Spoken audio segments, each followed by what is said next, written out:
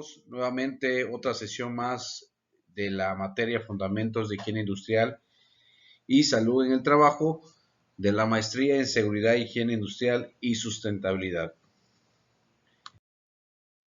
En la sesión anterior vimos todos los procesos de la fase de toxicocinética y toxicodinámica, en la cual vimos los procesos de 5 etapas. Primero es la parte de la exposición, la absorción, hasta el tema final, que es la excreción de algún agente químico. Y esto de acuerdo a las vías de entrada del agente químico. En esta sesión seguimos en la unidad 4 de introducción al agente químico. En esta veremos órganos y partes afectados por diversos químicos, bases de información reconocidas sobre comunicación de riesgos de salud laboral e información toxicológica y métodos de análisis de los agentes químicos. ¿Cuál es el objetivo de esta sesión? Que los alumnos conocerán las afectaciones en órganos por exposición de agentes químicos tóxicos, así como su comunicación de riesgo laboral y sus métodos de análisis.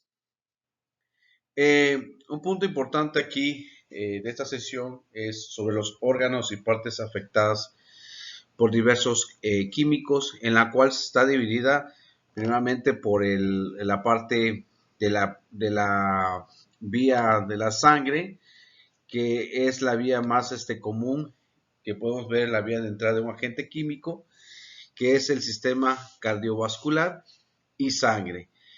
Cuando los tóxicos afectan a las células de la sangre, el corazón y la médula ósea.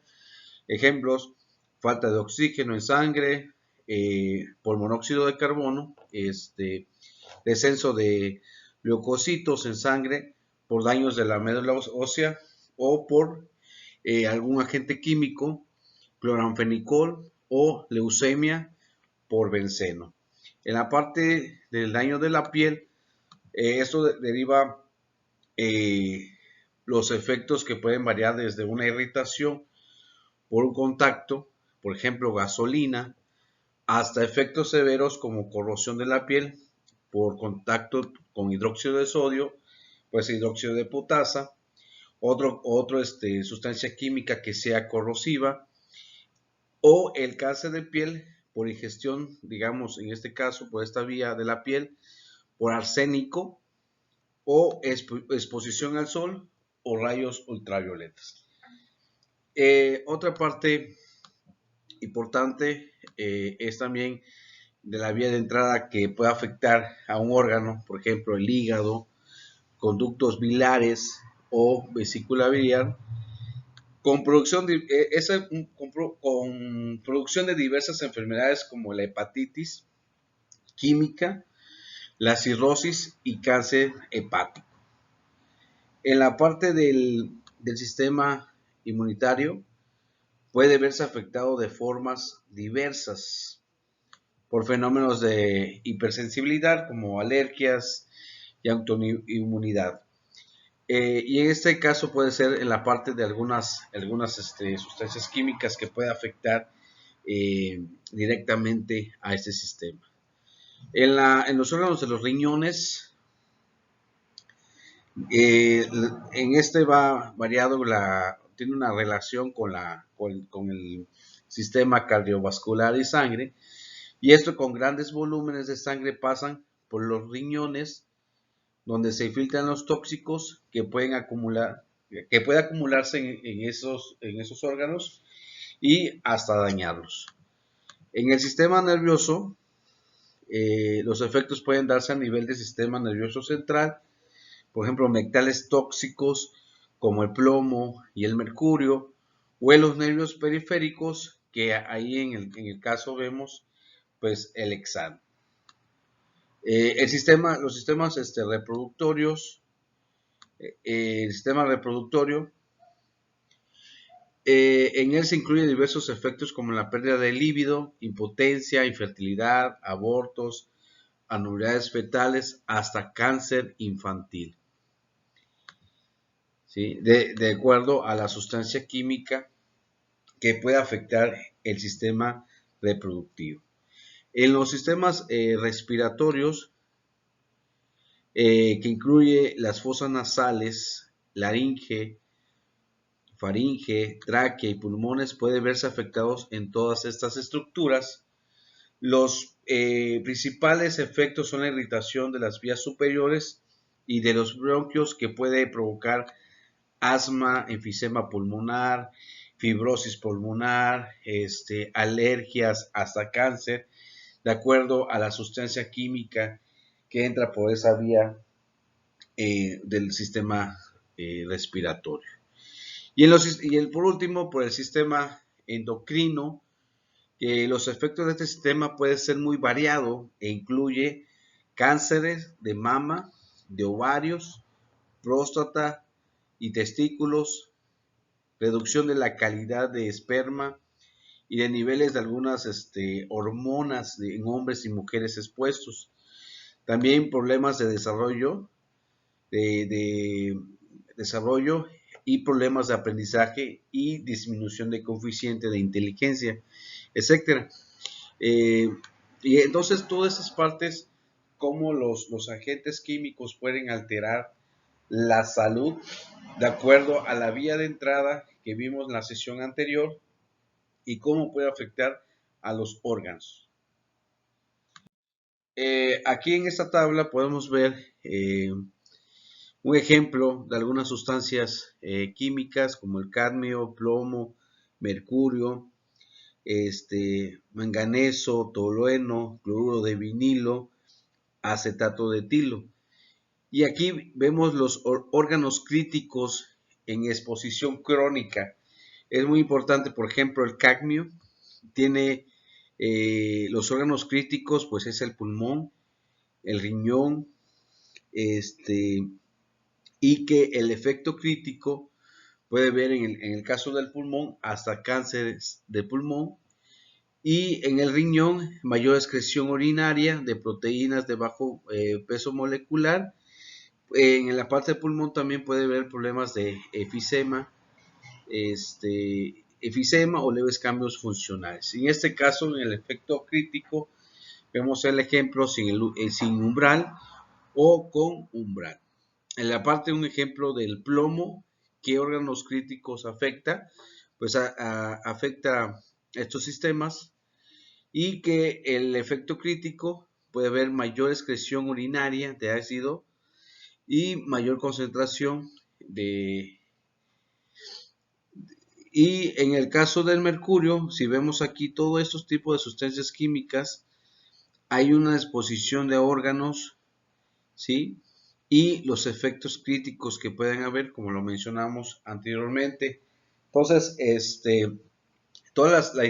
cuando identificamos un agente químico, tenemos que ver la parte de la exposición de la persona, y en este caso también los órganos que puedan estar, órganos críticos, de acuerdo a la vía de entrada, y también los efectos críticos que puede provocar el agente químico. Una parte de bases de información reconocida sobre comunicación de riesgos a la salud laboral e información toxicológica. Como hemos visto en las sesiones anteriores y en las pláticas ahí sincrónicas, hablamos que ahorita en la actualidad tenemos un sistema de comunicación de riesgos de la salud por un agente químico, y ahorita tenemos actualizado el sistema globalmente armonizado de clasificación y etiquetado de productos químicos.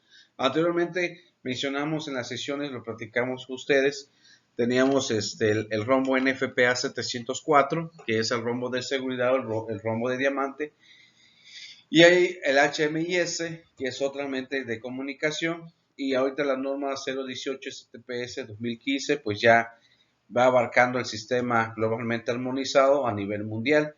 Entonces, establece criterios armonizados para clasificar sustancias y mezclas con respecto a sus peligros, que pueden ser físicos, para la salud y para el medio ambiente. Y esto incluye también elementos armonizados para la comunicación de peligros con requisitos sobre etiquetas, pictogramas, hojas de seguridad y los criterios establecidos del sistema globalmente armonizado se basan en el escrito del documento denominado Libro Púrpura, que es en donde especifica toda la parte del procedimiento y la parte reglamentaria del sistema globalmente armonizado.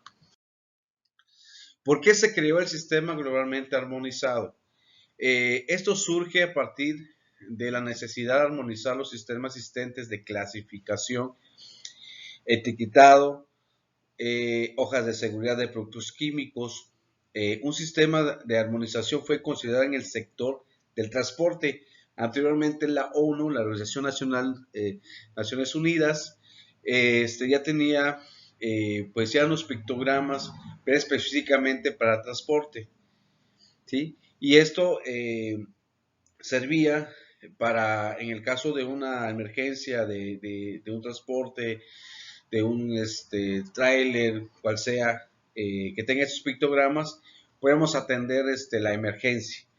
Entonces, mediante el cual también se disponen criterios para la clasificación, la etiqueta del producto químico, que como se menciona, ¿no?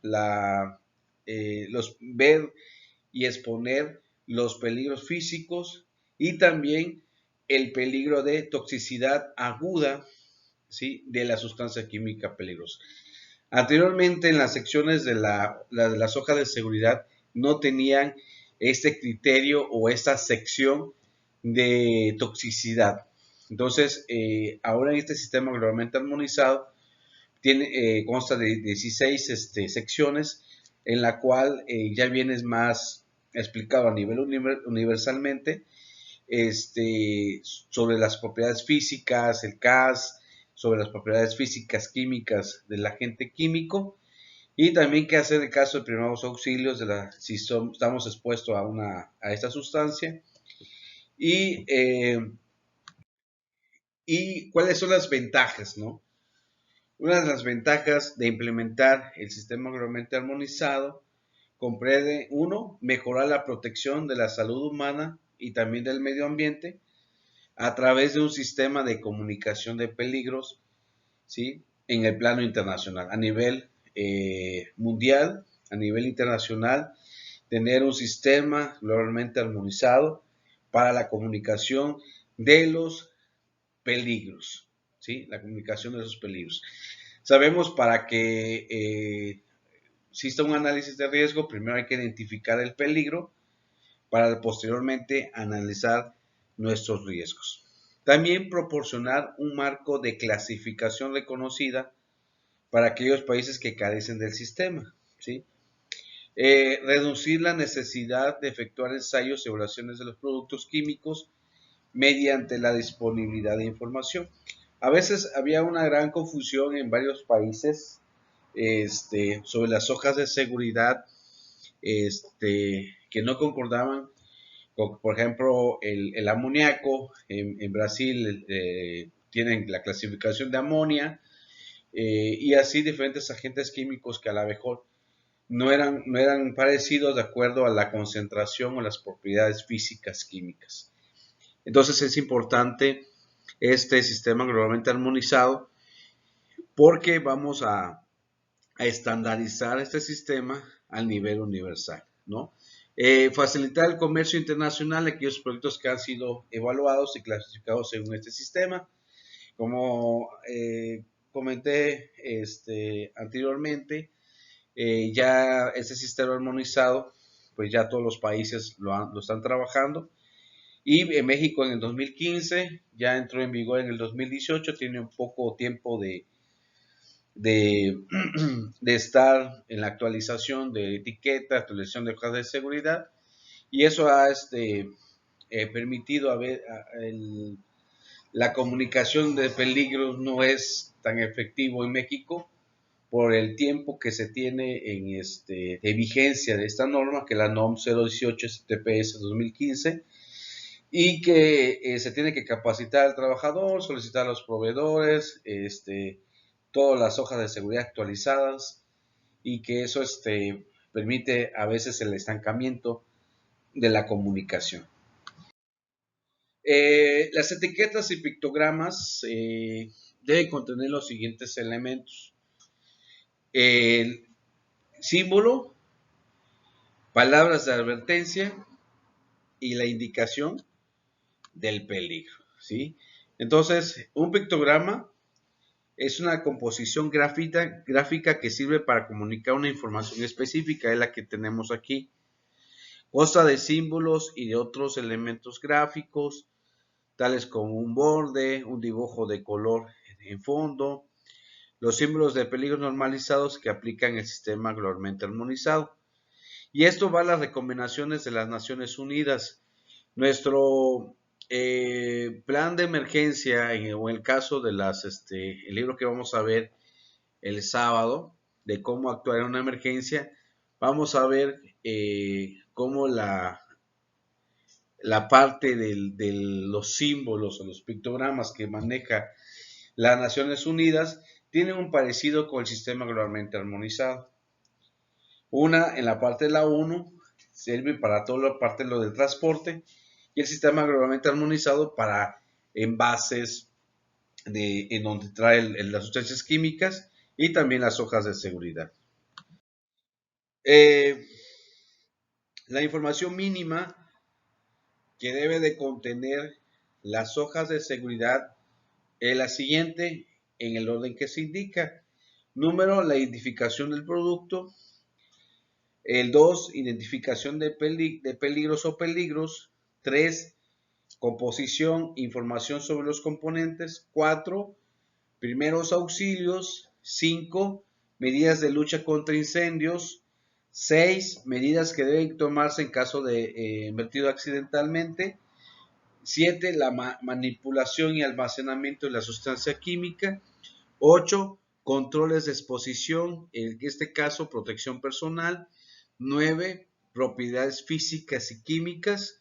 10, estabilidad y reactividad. En esta estabilidad y reactividad sabemos que en el rombo NFPA 704 era el color amarillo, y puede haber una reacción endotérmica o una reacción exotérmica, una que libera calor y otra que pueda ser en el estado frío. La información ecotoxicológica, en este caso, la información toxicológica, y la otra es la información ecotoxicológica, una es de la salud y otra que es para el medio ambiente. La 13, información relativa a la eliminación de los productos. 14, información relativa al transporte. 15, alguna información reglamentaria.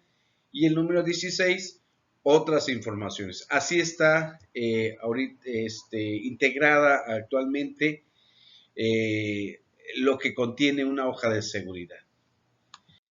Bueno, acá tenemos un ejemplo de una etiqueta. Hablamos de un agente químico que se llama ácido nítrico, en la cual podemos ver aquí al proveedor, su pictograma, la identificación del producto. Muy importante es el número de CAS y es el número de ONU. ¿Por qué? Porque a lo mejor en Ecuador, Colombia, España, tienen un nombre de una sustancia química, pero si el número de CAS no es el mismo, están hablando de otro ácido nítrico, en la cual puede ser un número de CAS la concentración que tiene. Puede haber un ácido nítrico al 50%, un ácido nítrico al 90%, un ácido nítrico al 100%. Entonces es muy importante, si estamos hablando de la misma sustancia química, pues tenemos que tener el número de CAS, ¿sí? Entonces eso es importante que nosotros identifiquemos primero. Si estamos hablando de amoníaco y en otra hoja de seguridad dice amonia, entonces tenemos que ver el número de CAS, ¿sí? Entonces ahí me va el número de CAS, me va a decir que es una identificación numérica en la cual estoy hablando contigo es misma sustancia química, ¿no? Entonces es una identificación química que eso lo dio la Sociedad Americana de Química y se ocupa para asignar números de registro a cada compuesto químico, ¿sí? Y en este caso, cuando yo vaya a España y me dan una hoja de seguridad y allá en la parte reglamentaria lo tienen como otro nombre o algo similar, pues yo me voy al número de casa, ¿sí? Entonces, aquí como dice el porcentaje en peso, es el 65%. Tengo en la parte del peligro, entonces, estos pictogramas y así debe de estar la identificación por etiquetas. Ahora, en la parte de las hojas de seguridad, aquí puse la sección 3 y la sección 11. La sección 3 viene la composición de información sobre los componentes y ven, aquí el número de CAS es similar a la que vimos anteriormente. Entonces aquí, si hablo de un ácido nítrico y cambia el número de CAS, una es, recordemos, por la concentración, no es la misma concentración, a lo mejor viene otra presentación, una puede ser gaseoso, una puede ser líquido o puede ser sólido. Entonces, nuestras hojas de seguridad deben de ver claramente el número de CAS. Y en este caso, si vemos en el número 11, vemos aquí la información toxicológica, ¿sí? Y aquí vemos las vías de exposición, como ya lo vimos en las sesiones anteriores, que puede haber las posibles vías de exposición por una ingestión, un contacto con la piel y ojos. En el caso de cánceres, lo que es otros tipos de efectos, en esta parte no se identifica algún componente de este producto que presente niveles mayores o iguales a 1% como carcinógeno, ¿sí? Entonces, entonces ahí ya hay un estudio, ¿sí? De que si esta sustancia puede provocar una mutación o un cáncer. Y en los datos animales, ¿se acuerdan que vimos las dosis letales al 50%, el LD50 o DL50?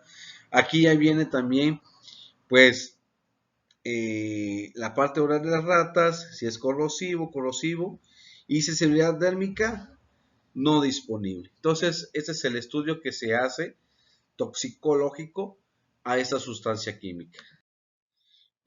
Algunos métodos de análisis de agentes químicos.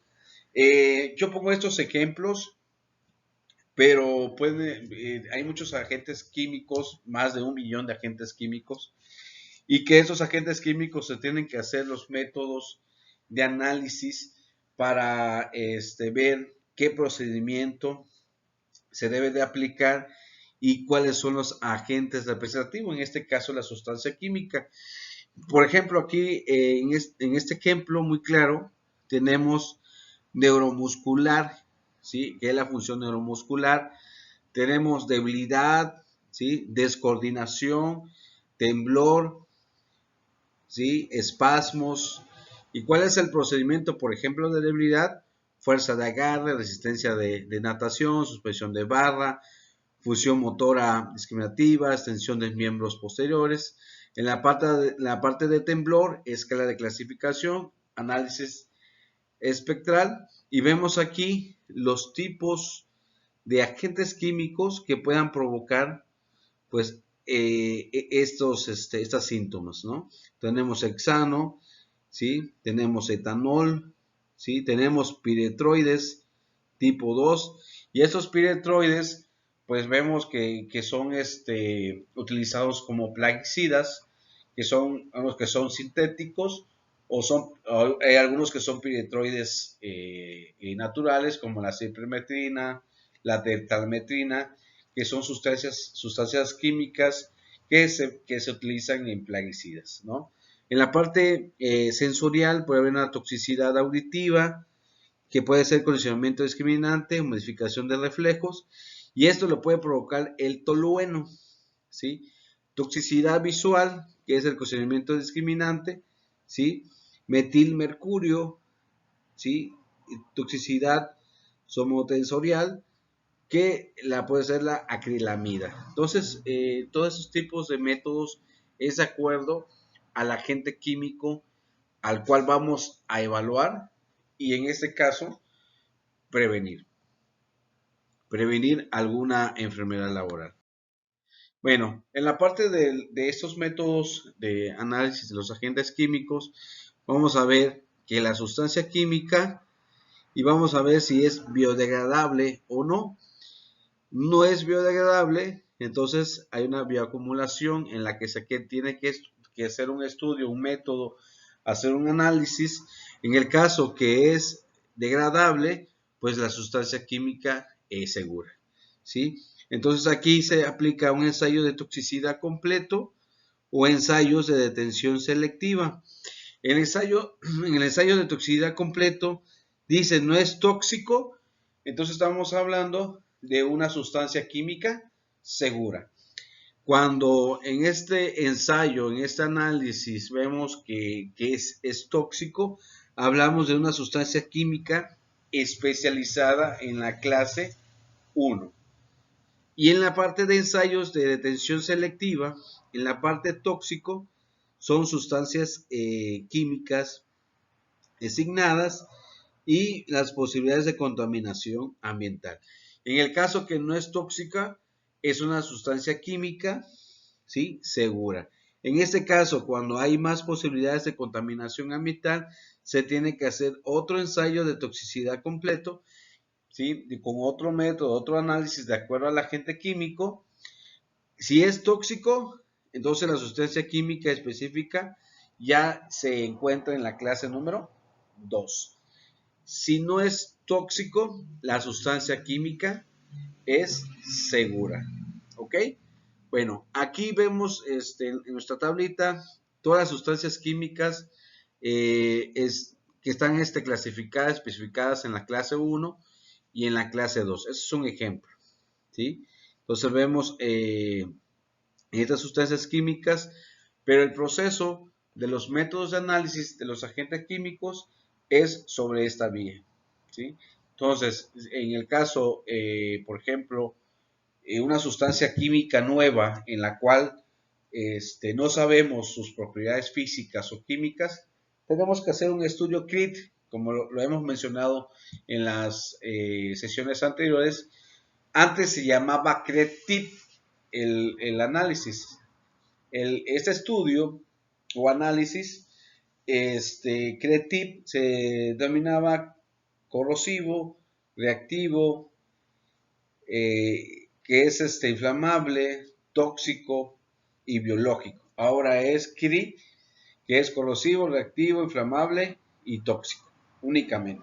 Entonces, si una sustancia química no se desconoce sus propiedades físicas químicas, se tiene que hacer un estudio CRI.